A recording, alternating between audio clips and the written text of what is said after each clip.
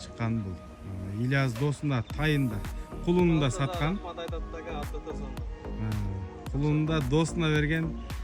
Досунан 260 миңге сага өттү беле? Ооба.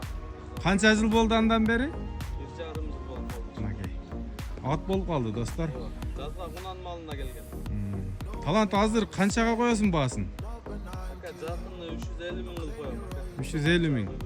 Молодец. Элге да жеңил басты. Макей, достор, бою 1,55, жашы 4 жаш. Нокендеги Жаныш Балбандын чекиринин небереси, Ахиллестин иниси. Буйруса бүргөндү да.